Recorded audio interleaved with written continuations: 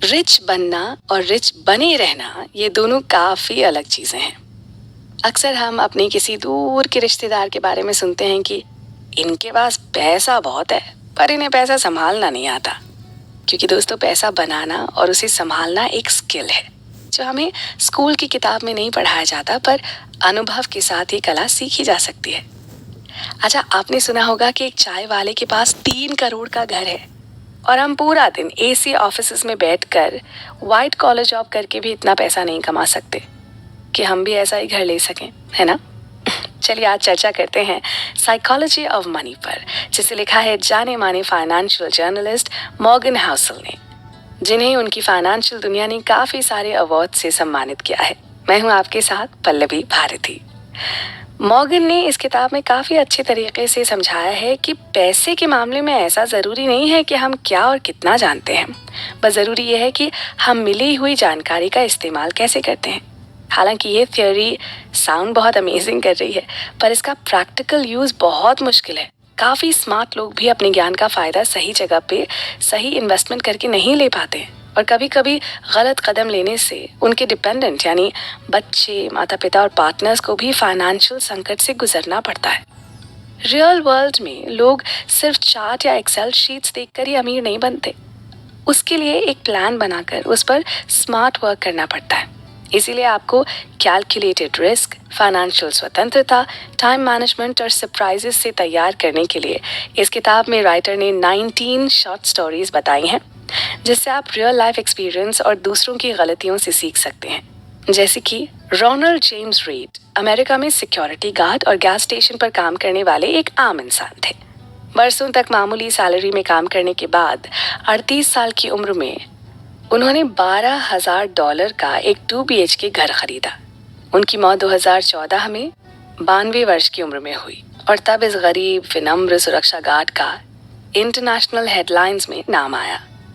पता है, मरते वक्त उनकी संपत्ति $8 मिलियन थी। उन्होंने कोई लॉटरी नहीं जीती थी और ना ही ये पैसे उन्हें विरासत में मिले थे। रीड ने जितना हो सका उतना पैसा ब्लू चिप स्टॉक्स में इन्वेस्ट किया, फिर उन स्टॉक्स के ग्रो होने का पेशेंटली इंतजार किया, और एक दिन उनकी वो छोटी सी बचत $8 मिलियन से ज्यादा हो गई। जब पैसे को पता चलता है ना कि वो अच्छे हाथों में है, तो वो उन हाथों में ही रहना और ग्रो होता खुद को देखना चाहता है। मॉर्गन के हिसाब से जब आप पैसा और समय दोनों का सम्मान करेंगे तो वो आपके पास खींचा चला आएगा और समय के साथ अपने आप को बढ़ाता चला जाएगा। आपका समय भी तो आपके पैसे जितना अनमोल है, तो समय और पैसा दोनों बर्बाद ना करके सीखते हैं ऐसे स्किल्स जिनसे हम कंट्रोल करेंगे साइकोलॉजी ऑफ मनी।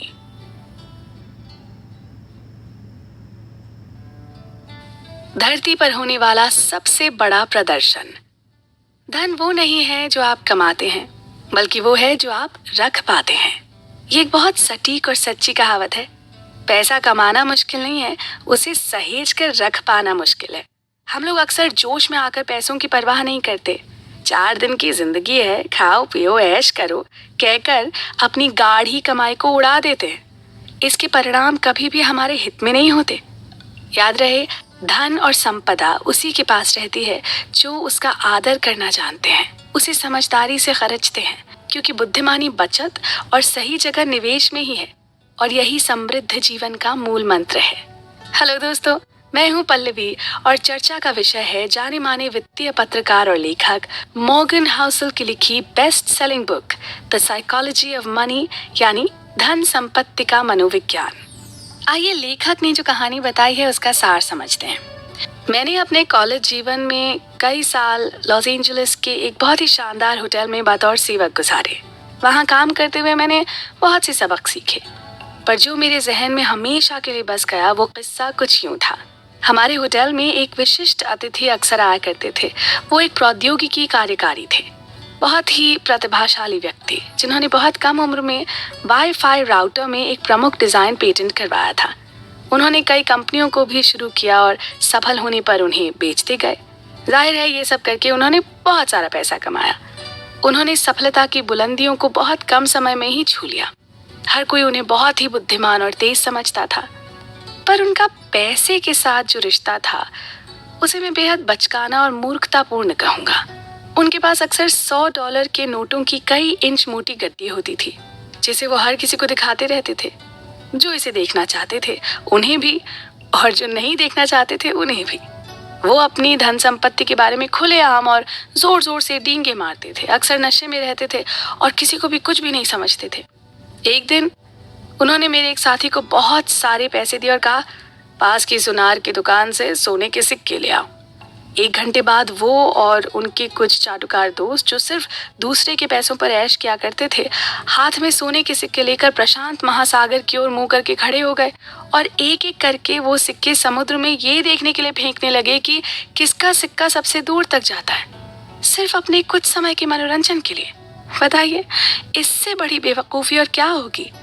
कुछ दिनों बाद उनसे होटल का एक कीमती लैंप टूट गया और जब हमारे मैनेजर ने उनसे कहा कि ये $500 का है और आपको इसका हर्जाना देना होगा, तो अपनी जेब से नकदी की एक पूरी गड्डी निकालते हुए उन्होंने मैनेजर को सौंप दी और कहा, ये $5000 हैं, इसे रखो और मेरे सामने से दूर हट जाओ। खबरदार कभी भी फिर इस तरह से मेरा अपमान किया तो। क्या बता सकते हैं कि उनका ये व्यवहार कितने समय तक चला होगा? जी हाँ, ज़्यादा लंबे समय तक नहीं। कुछ ही सालों बाद पता चला कि वो पूरी तरह से दिवालिया हो गए थे। तो सीधी सी बात यह है कि आप कितने भी प्रतिभाशाली व्यक्ति हो सकते हैं, पर अगर आप अपनी भावनाओं पर नियंत्रण खो देते हैं तो न सिर्फ खुद के लिए बल्कि अपने परिवार के लिए भी एक वित्तीय आपदा बन सकते हैं। आप पर दुनिया भर का कर्ज चढ़ सकता है और उसके बोझ तले आपका जीवन बहुत ही मायूस हो सकता है। वहीं दूसरी ओर इसका उल्टा होना भी संभव है।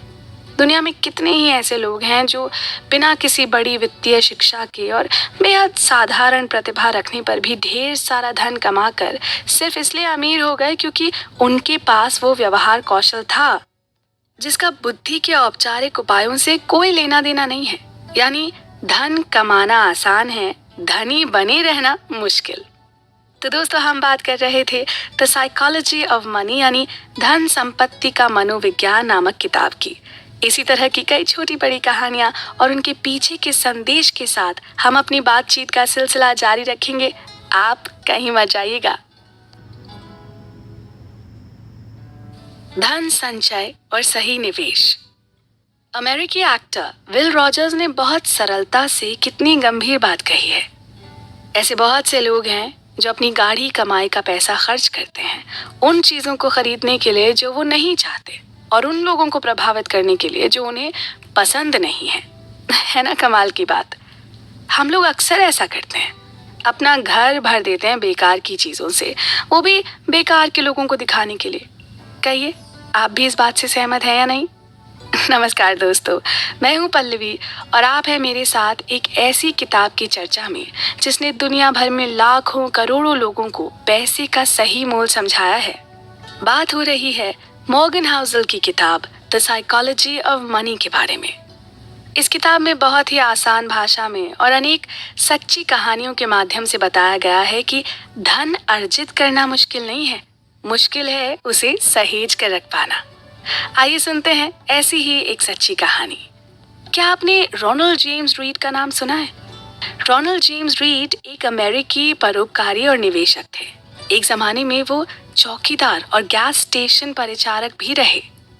रीड का जन्म वर्मोंट नाम के एक छोटे से शहर में हुआ था। अपने परिवार में हाई स्कूल तक पढ़ने वाले वो पहले व्यक्ति थे। जो लोग उन्हें जानते थे उनके लिए वो एक मामूली इंसान थे और उनके जीवन में कुछ भी उल्लेखनीय नहीं था। बरसों तक मामूली आमदनी में काम करने के बाद उन्होंने 38 साल की उम्र में $12,000 में 2 बेडरूम का घर खरीदा और जीवन भर वहीं रहे। उनकी मृत्यु साल 2014 में 92 वर्ष की उम्र में हुई और तब तक इस गरीब विनम्र ग्रामीण चौकीदार ने अंतर्राष्ट्रीय सुर्खियां बटोरी थी। उस साल जितने भी अमरीकियों की मृत्यु हुई उनमें से ऐसे लोगों की संख्या 4000 से भी कम थी जिनकी कुल संपत्ति $8 मिलियन से अधिक हो। और क्या आप जानते हैं कि रोनाल्ड रीड उनमें से एक थे? अपनी वसीयत में इस भूतपूर्व चौकीदार ने अपने बच्चों के लिए $2 मिलियन और अपने स्थानीय अस्पताल और पुस्तकालय के लिए $6 मिलियन से अधिक छोड़े। जो लोग रीड को जानते थे वो चकित थे, किसी को उनसे ये उम्मीद नहीं थी। बाद में पता चला कि उन्होंने कोई लॉटरी नहीं जीती थी और ना ही कोई विरासत थी उनके पास। रीड ने जितना हो सका उतना पैसा बचाया और ब्लू चिप स्टॉक्स में निवेश किया। फिर उन्होंने बड़े धैर्य के साथ कई दशकों तक इंतजार किया और एक दिन उनकी वो छोटी सी बचत $8 मिलियन से अधिक हो गई। तो ये था एक मामूली चौकीदार से एक विश्व विख्यात परोपकारी बनने तक का उनका सफर। और अब चलते हैं इसी विषय पर अपने दूसरे उदाहरण की ओर। रोनाल्ड रीड की मृत्यु से कुछ महीने पहले रिचर्ड नाम का एक और व्यक्ति चर्चा में था। रिचर्ड फस्कोन वो सब कुछ था जो रोनाल्ड रीड नहीं था।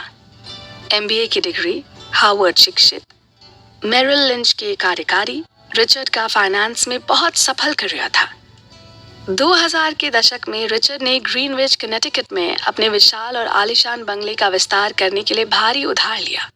इस महल नुमा घर में 11 बाथरूम, 2 लिफ्ट, 2 पूल, 7 गैरेजेस थे और इसकी देखरेख का खर्चा एक महीने में लगभग $90,000 से भी अधिक था। फिर 2008 में दुनिया भर में वित्तीय संकट आया। ऐसे में बहुत अधिक कर्ज और अतरल संपत्ति ने रिचर्ड को दिवालिया बना दिया। 2008 में उन्होंने कथित तौर पर अदालत को बताया कि उनके पास कोई आय नहीं है। पहले उनके पाम बीच हाउस को बंद किया गया। 2014 में ग्रीनविच हवेली की बारी थी और आखिरकार नीलामी में उनकी सारी संपत्ति औने पौने दाम में बिक गई।